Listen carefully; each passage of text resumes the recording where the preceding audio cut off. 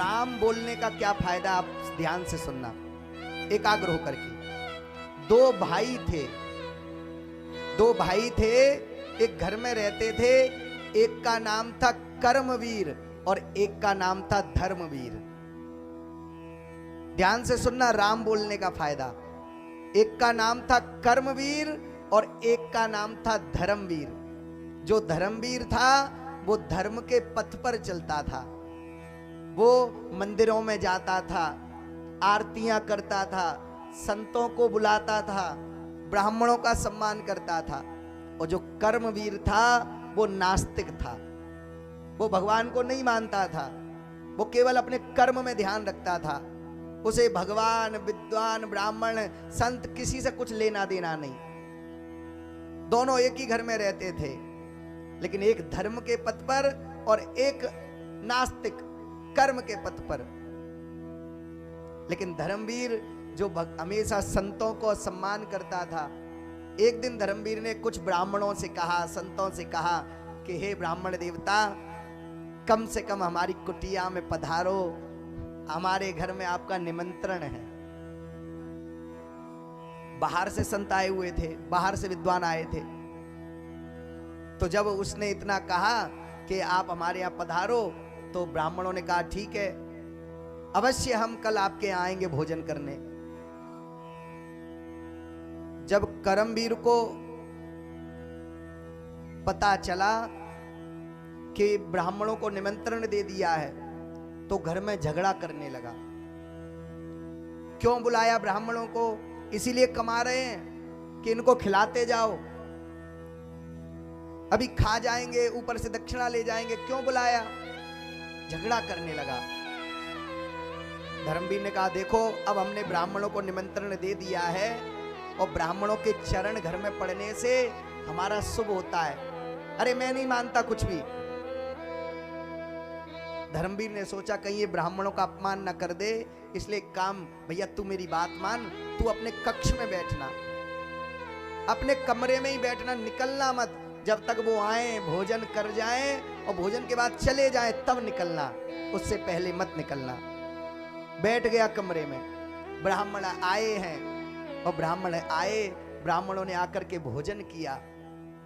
भोजन में जब सबने कहा, भाई ने कहा धर्मवीर ने सबसे कि भैया आओ ब्राह्मणों का आशीर्वाद ले लो, आशीर्वाद ले लो। आशीर्वाद सबको देने लगे तो पूछा ब्राह्मणों ने, और कोई रह गया है प्रणाम करने के लिए? बोले हाँ हाँ, एक भाई और है हमारा, लेकिन वो महाराज आएगा नहीं, इसलिए आप यहीं से आशीर्वाद दे दो। ब्राह्मणों ने कहा देखो, हमने किसी का अन्न खाया है और हमारे गुरुदेव ने कहा है कि फ्री का अन्न कभी मत खाना, इसलिए हम आशीर्वाद दे करके ही जाएंगे। अब उनमें से एक ब्राह्मण अच्छे समझदार थे, उन्होंने अपने ब्राह्मणों से कहा कि तुम लोग जाओ, मैं आता हूं पीछे पीछे।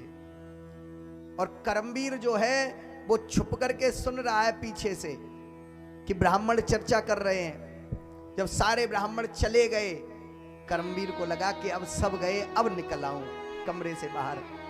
लेकिन वो पंडित जी भी बड़े चतुर, वो खड़े हुए हैं गेट के बाहर ही कि जैसे ये द्वार खोले और बस मैं इसको पकड़ लूं। जैसे ही कर्मवीर ने अपने द्वार खोले और द्वार खोल करके जो ऐसे झांक करके देखा कि सारे ब्राह्मण गए, पंडित जी बिल्कुल द्वार के बाहर ही खड़े थे, पकड़ के बांह खींच लिया, बांह पकड़ के खींच लिया और मरोड़ के बांह और पटक दिया जमीन में और छाती पे बैठ गए। छाती पे बैठ गए। अब तो कर्मवीर कहे छोड़ दो छोड़ दो, बोले ऐसे नहीं छोड़ूंगा। बोले पहले राम बोलो, बोले राम बोलो। बोले नहीं, मैं कुछ नहीं बोलता, मैं बिल्कुल भी नहीं बोलूंगा, मैं बांधता ही नहीं हूं, मैं नहीं बोलूंगा। बोले राम तो बोलना पड़ेगा, अगर राम नहीं बोलेगा तो आज भले ही तेरी दम निकल जाए, मैं छोड़ूंगा नहीं, मैं छाती से उठूंगा नहीं, बिल्कुल भी नहीं उठने वाले, हम भी जिद्दी हैं, बोल दे जल्दी से। घर वाले कह रहे हैं बोल दे, क्या जा रहा है राम राम बोलने में। बोले तभी छोड़ूंगा तुझे, मैं कह रहा हूं हाथ पांव टूट जाएंगे, इसलिए बोल दे। बोले फिर छोड़ दोगे? बोले हाँ छोड़ दूंगा। बोले एक ही बार बोलना है? बोले हाँ एक बार बोल दे, बस एक बार बोल दे। बोले ठीक है। बोले जय सिया राम। एक बार बोल दिया, बोले जय सिया राम। जैसे ही एक बार बोला, ब्राह्मण देवता खड़े हो गए उसकी छाती से और फिर बोले बस अब कल्याण। बस बोले अब ये तो बताते जाओ कि ये बुलवा लिया, इसका फल क्या है, क्यों बुलवा लिया इतना जबरदस्ती मुझसे। बोले जब कभी भगवान की अदालत में जाओ और कभी तुमसे पूछें भगवान कि तुमने कुछ किया पुण्य, तो कह देना कि मैंने राम बोला एक बार। संत चले गए, ब्राह्मण चले गए और इधर समय ऐसा आया कि करमवीर का देहांत हुआ और जैसे ही मृत हुआ भगवान के यमराज के लोक में पहुंचा, यमलोक में। यमराज के दूत लेकर के गए पकड़ करके और जाकर के चित्रगुप्त के पास खड़ा कर दिया। यमराज ने आके पूछा भैया ये तो पापी है, पूरे जीवन पर्यंत पाप किया इसने, भगवान का कभी नाम नहीं लिया इसने, कभी भी नाम नहीं लिया। चित्रगुप्त देख रहे हैं कि इसका तो जीवन में कोई पुण्य काम है ही नहीं, सारे पाप भरे हुए हैं। इसे याद आ गया कि वो ब्राह्मण आए थे हमारे घर और उन्होंने कहा था कि कभी भगवान की अदालत में जाओ तो कह देना कि हमने एक बार राम बोला है। बोले अरे अरे डायरी चेक करो पहले। चित्रगुप्त से कहा अपनी डायरी चेक करो। बोले क्यों? बोले मैंने राम बोला एक बार। बोले एक बार राम बोला है? बोले हाँ। बोले देखा डायरी में पूरा ऊपर से लेके नीचे तक? हाँ दिखाई दिया। बोले हाँ हाँ एक बार राम बोला तूने, वो भी जबरदस्ती बोला है, मन से नहीं बोला तूने, जबरदस्ती बोला है। बोले कैसे भी बोला हो राम तो बोला है ना, राम तो बोला है। अब इस राम का भी कुछ पुण्य हमारे उसमें जोड़ा जाएगा, बताओ कितना पुण्य हुआ।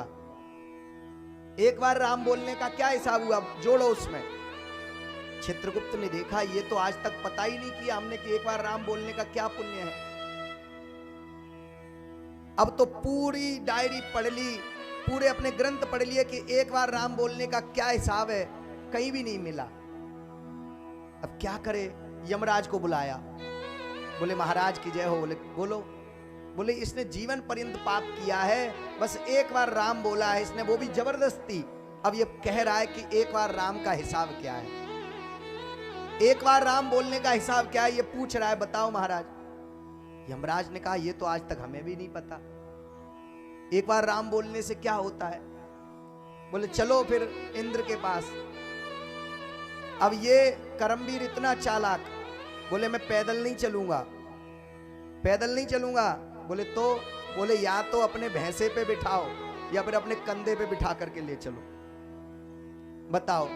अब यमराज के कंधों पे बैठ करके पहुंचे हैं इंद्र के पास। इंद्र से पूछा, बोले इंद्र तुम तो भगवान के समक्ष रहते हो, बताओ एक बार राम बोलने का फल क्या है। इंद्र ने कहा ये तो आज तक हमें भी नहीं पता, एक बार राम का क्या फल होता है, क्या हिसाब होता है एक बार राम बोलने का। ये तो बड़ा गंभीर सोचने वाली बात है। चलो ब्रह्मा जी के पास। अब चित्रगुप्त और यमराज और इंद्र और देवता सब चल रहे हैं। अब इंद्र की पालकी में बैठा है पट्टा, 4 कहार लगे हुए हैं और बैठा हुआ चला जा रहा है मस्ती में। पहुंचे ब्रह्मा जी के पास, ब्रह्मा जी को प्रणाम किया, ब्रह्मा जी से पूछा पितामह एक बात बताओ। बोले हाँ। बोले इस व्यक्ति ने जीवन पर्यंत पाप किया है, भगवान की तरफ कभी मुख नहीं मोड़ा, भगवान की तरफ कभी नहीं गया, लेकिन एक बार राम बोला है जबरदस्ती और उसका हिसाब पूछ रहा है। एक बार राम बोलने का क्या हिसाब होता है बता दो। ब्रह्मा जी ने कहा ये तो हमें भी नहीं पता, एक बार राम का हिसाब तो मुझे भी नहीं पता आज तक। हाँ एक बात जरूर है, शंकर जी दिन भर राम राम राम राम जपते हैं और शंकर जी राम का भजन करते हैं, तो शंकर जी को अवश्य पता होगा कि एक बार राम बोलने का क्या हिसाब होता है। चलो शंकर जी के पास। अब देखो चित्रगुप्त, यमराज, इंद्र, देवता और ब्रह्मा जी पहुंचे कहां, उसे लेकर के शंकर जी के पास। शंकर जी जप कर रहे हैं राम राम राम। देवता पहुंचे, देवताओं ने जाकर के प्रणाम किया, हर हर महादेव। भोले बाबा ने कहा अरे ब्रह्मा जी, इंद्र, यम सब लोग आए हो, क्या बात है? बोले प्रभु आप तो राम राम जपते रहते हो, इतना बता दो एक बार राम बोलने का क्या फल है? शंकर जी ने कहा ये तो आज तक हमें भी नहीं पता, हम तो राम ही राम जपते हैं, परंतु आज तक एक बार राम बोलने का फल मुझे भी नहीं पता, क्योंकि कभी जानकारी नहीं की हमने। अब इसका उत्तर तो केवल वही दे सकते हैं जिनका नाम राम है।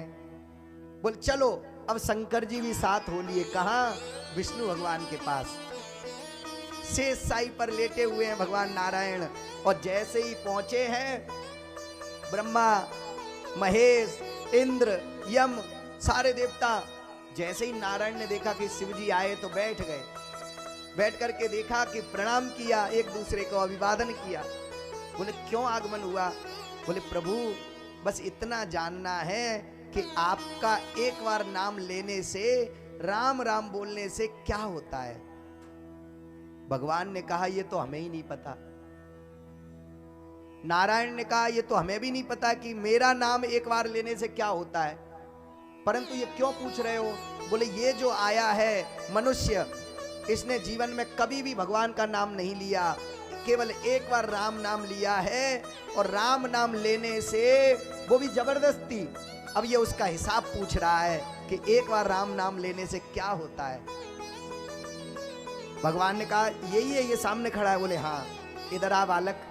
उसको बुलाया और बुला करके उससे कहा इधर आओ, और बुला करके यहाँ बिठा लिया अपनी जंगा पर, और जंगा पर बिठा करके कंधे पे हाथ रख लिया, और कंधे पे हाथ रख करके देवताओं से कहते हैं कि एक बार राम नाम लेने का फल मुझे तो नहीं पता, परंतु इतना कह सकता हूं जो मेरी गोद में आकर के बैठ गया है तो एक बार राम नाम का फल क्या हो सकता है। जब एक बार राम नाम लेने से उसने मेरी गोद को पा लिया तो समझ लो कि एक बार राम नाम लेने का फल क्या मिल सकता है। जबकि भूल चूक से नाम लिया था उसने और भगवान की गोद मिल गई, और तुम जैसे देवता उसके आगे पीछे डोल रहे हो। ये राम नाम का महत्व है, इसलिए राम राम बोल दिया करो, राम राम बोला करो। बोलिए राजा रामचंद्र भगवान की।